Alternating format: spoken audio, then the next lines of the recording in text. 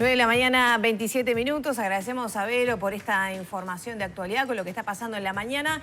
Y nos metemos en otros temas porque el Ministerio de Desarrollo Social prepara una batería de acciones para atender a las personas que viven en situación de calle. ¿Cuáles son? ¿Cuándo comienzan? ¿Cómo se van a ir implementando? Todo esto lo vamos a dialogar con la Directora Nacional de Protección Social del Ministerio de Desarrollo Social, Fernanda Ausper, a quien le damos la bienvenida. ¿Qué tal? Bueno, muchas gracias. Muy buenos días para todos. Bueno, 12 programas se han anunciado.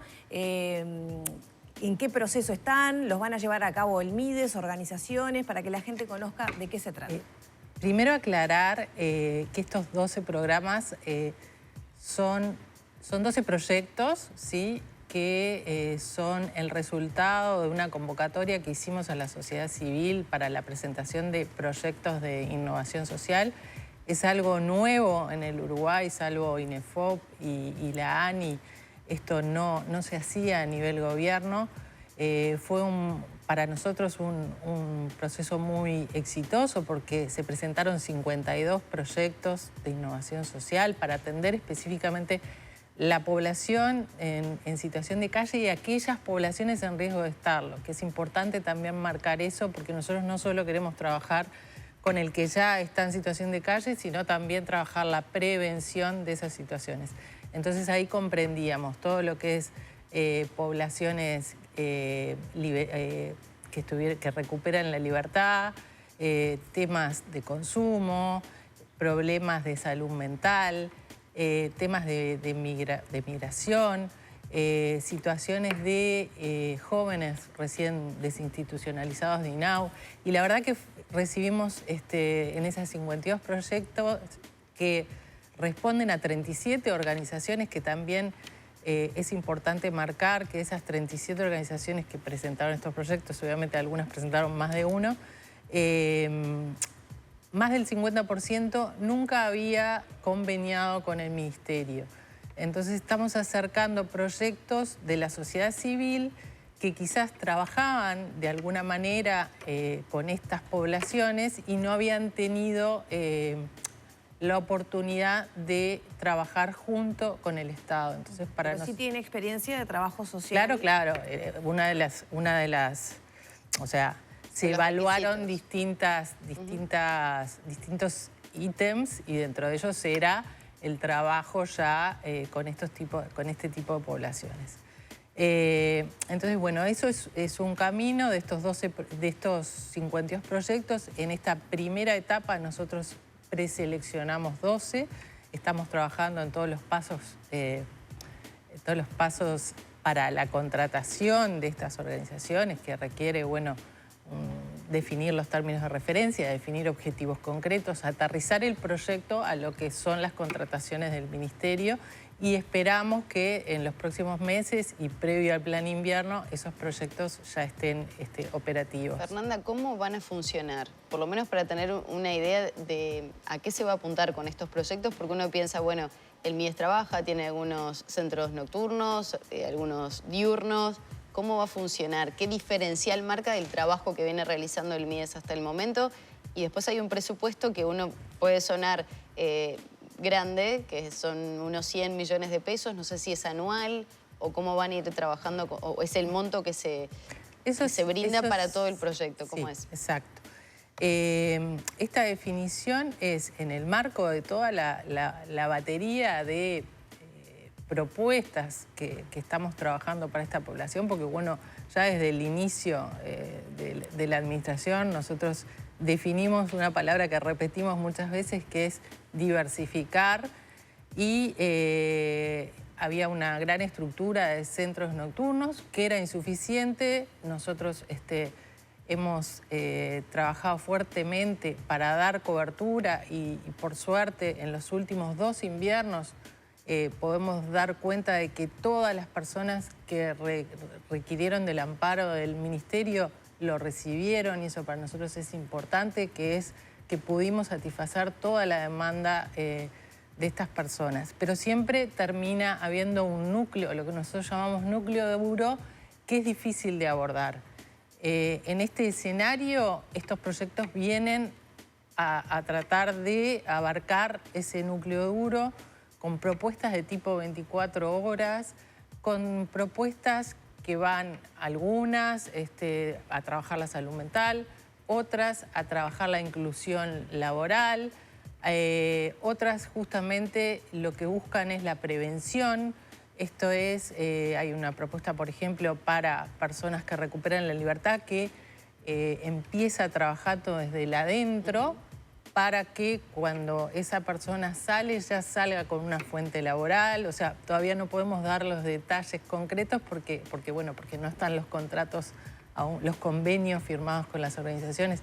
Pero bueno, son distintas, una batería de medidas que lo que intentamos es cada vez más reducir y tener respuesta para ese núcleo duro que la gran mayoría de las veces no accede a las respuestas que hoy tenemos como Estado. En los diferentes programas, ¿cuántos cupos se calcula que se van a poder cumplir, digamos? Estos 12 proyectos comprenden 210 plazas de tipo 24 horas y también es importante marcar algo que no es menor, que es un uso mucho más eficiente de los recursos porque el costo per cápita de estos proyectos es bastante menor al costo per cápita de un centro nocturno. Entonces, para nosotros también es importante porque, bueno, lo que estamos buscando es hacer un uso más eficiente. No son nuevos recursos, sino que es un uso más eficiente de los mismos. Esto va a redundar entonces, por ejemplo, en el cierre de refugios porque esas personas van a vivir en estos proyectos de 24 horas. Sí, vamos a canalizar algunos recursos que volcábamos a centros nocturnos para este otro tipo de respuesta. Pero me gustaría igual, estamos como enmarcados en lo que son los proyectos de innovación social. Nosotros, por otro lado, en la pasada rendición de cuentas, pedimos un refuerzo específico para todo lo que es salud mental y adicciones. En la Dirección de Protección Social tenemos un departamento que creamos de salud mental y adicciones. ¿Por qué? Porque evidentemente es transversal a todas las poblaciones que atendemos. Recuerden que a nivel del último censo un 86% de las personas en calle declaraban un consumo problemático de sustancias. Y bueno, ahí también estamos trabajando ya, iniciamos un trabajo en el año previo con un medio camino de adicciones que la verdad que estamos súper contentos con los resultados. Tenemos 2 centros diurnos, este medio camino también es en convenio con ACE, 2 centros diurnos con ACE, uno para uso problemático y otro para alcoholistas. Tenemos un centro diurno también con la Junta Nacional de Drogas y este año vamos a tener 2 mediocaminos más específicos para adicciones. Vamos a tener 2 mediocaminos para salud mental, que también es una problemática que tenemos que abordar y la abordamos en forma intersectorial. ¿Por qué? Porque bueno, con la nueva ley de salud mental y la salida de los residenciales, de los hospitales, nosotros también tenemos que atender a esa población que muchas veces no tiene redes de contención familiares. Entonces, bueno, trabajamos para dar respuesta. Son como nuestras grandes fuentes de ingreso a la problemática. Entonces, ¿Cuánta gente hay en calle ahora? Bueno, no tenemos, en realidad vamos a hacer un censo ahora junto con el Censo General de Población. Se va a hacer el censo en el 2022 no se hizo, vamos a hacerlo este año. Y bueno, la realidad es que el último es del 2021 y en calle marcaba que había 920 personas durmiendo en intemperie, en la noche. También a veces hay como una sensación de que hay más gente en calle y básicamente es porque estas personas que están en centros nocturnos muchas veces salen del refugio y quedan en la vuelta. Claro, bueno, de hecho están en calle, ¿no? Porque si no claro, porque de día están en claro. calle. Y por eso es que estamos apuntando fuertemente a estas respuestas de tipo 24 horas y que obviamente no es solo darle un lugar 24 horas, sino por eso son proyectos de innovación social. O sea, tienen que tener un componente de trabajo en las distintas problemáticas. Usted hablaba de 900 y algo de personas. ¿Por qué en el invierno se llega a esos picos de más de 3.000 personas como pasó en el invierno pasado, por ejemplo? 920 en intemperie. En intemperie. Los 3.900 que manejamos en el invierno son los que nosotros amparamos o resguardamos en una noche puntual durante el invierno. Y puede ser que sean de esos 920 que en las noches frías del invierno acceden al resguardo del ministerio. No ¿Entiendes? No. O sea, por un lado es la población que está... Sí, claro. Por un lado está la población que está en intemperie y que no accede a las respuestas del MIDES. Y por otro lado, nosotros tenemos toda esta batería de centros, refugios, centros 24 horas, viviendas con apoyo. O sea, hay un montón de programas que comprenden esas 3.900 plazas que en una noche de invierno se ocupan, ¿sí? O sea, aparte están los 900 que no quieren ir a dormir, por ejemplo. Exacto. Pero digo, sí.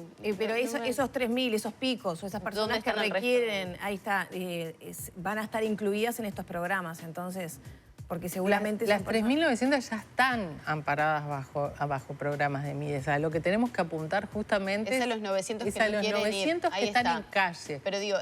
porque a veces la realidad se confunde es que eso, las personas que viven en situación de calle, en definitiva, ¿no son los que terminan viviendo en refugios también? Sí, claro, por eso distinguimos. El núcleo duro son 900 y algo. Sí. Pero las personas que están en situación de calle comprenden a más de 3.000. El censo del 2021 dio que el total de personas en situación de calle era 3.927, si mal no recuerdo. De ¿Eso ellas, a nivel país? ¿Eh? ¿Eso a nivel país o solo Montevideo? A nivel Montevideo. Bien. De eso, 920 estaban en intemperie y 2.987 estaban al amparo del Estado.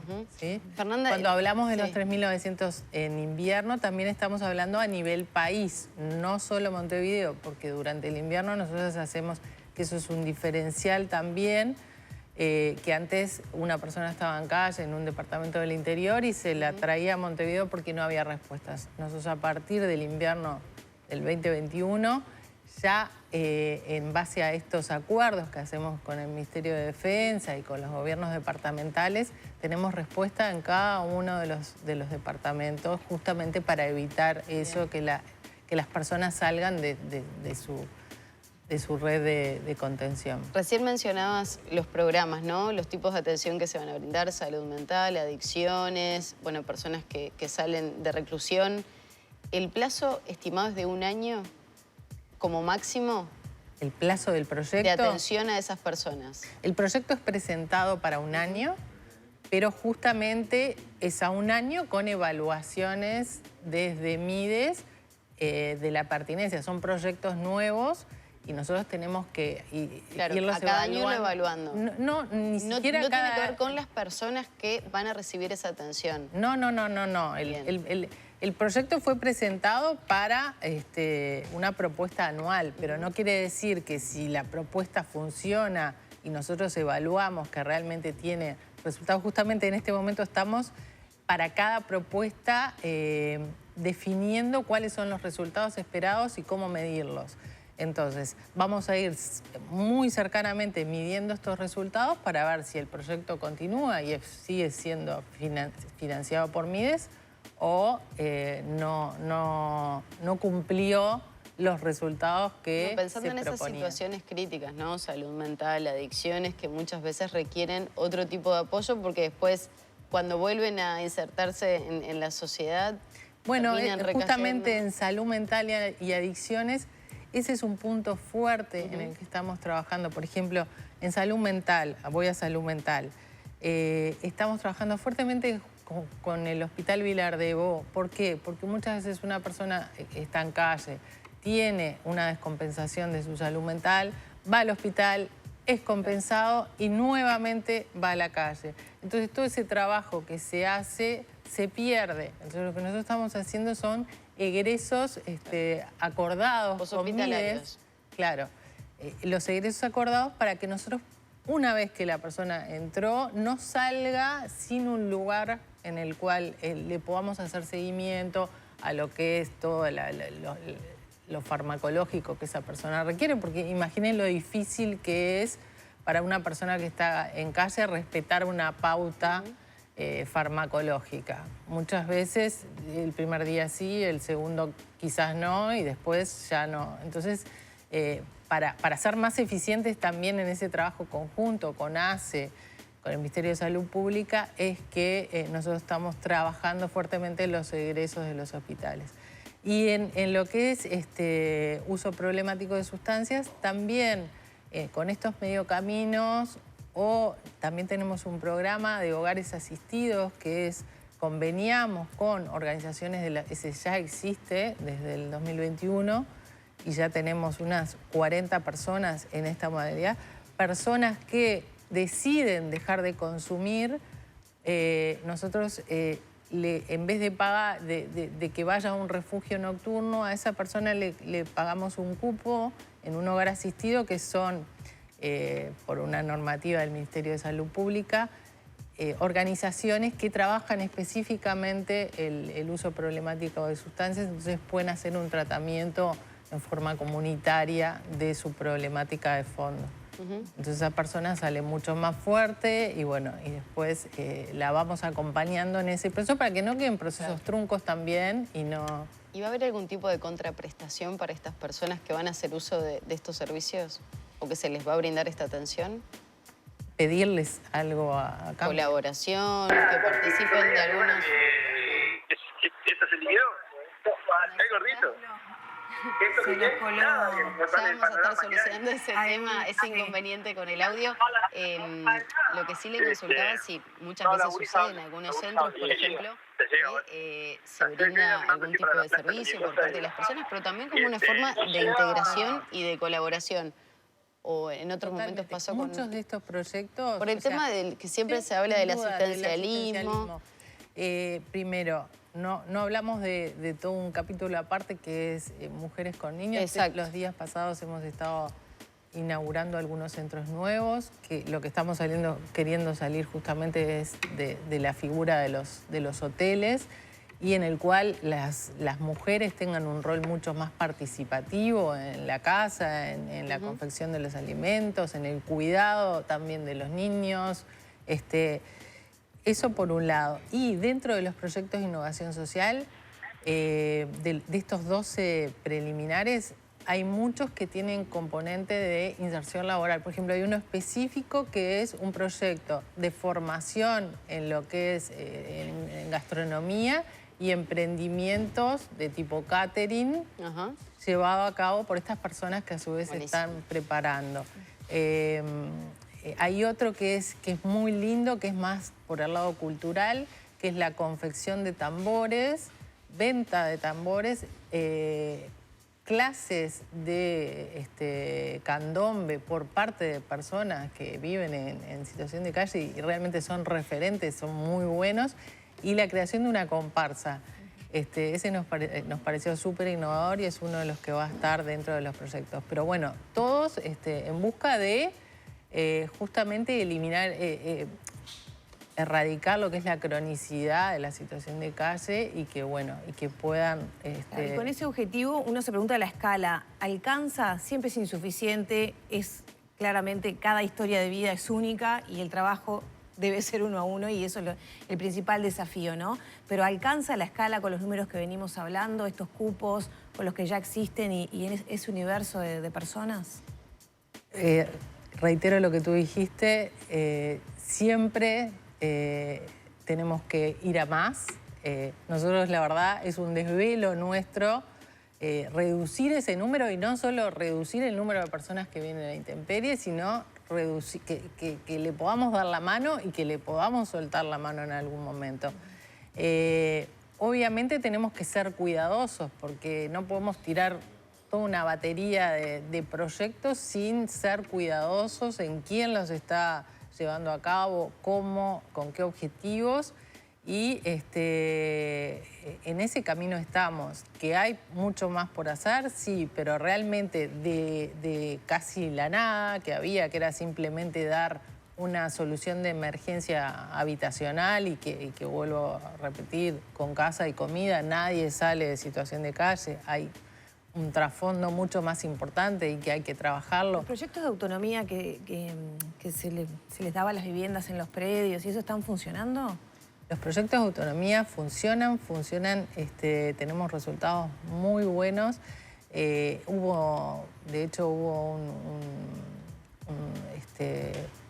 un estudio de la Dirección de Análisis de Datos del MIDE sobre estos proyectos, y lo principal es que en realidad nosotros justamente con los proyectos de inclusión de innovación social buscábamos que hubiera más proyectos de tipo viviendas con apoyo o los modelos basados en el Housing First, que es lo que en el mundo está probado, bueno, como lo más exitoso.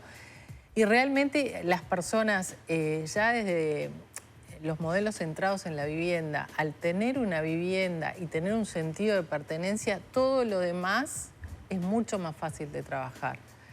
Podemos darle una vivienda a una persona que está con consumo, con problemas de salud mental, pero ya desde ese lugar en el que la persona siente que tiene un lugar de pertenencia y se siente, obviamente, el acompañamiento fundamental en estos procesos, cambia sustancialmente la vida de las personas. O sea que estamos muy contentos con cómo va ese proyecto. Muchas gracias por estos minutos. No, por favor. Gracias. Cerramos por aquí la entrevista. Son las 9 de la mañana, 48 minutos. Hacemos una pausa y enseguida volvemos. Hay mucho más Arriba Gente para compartir.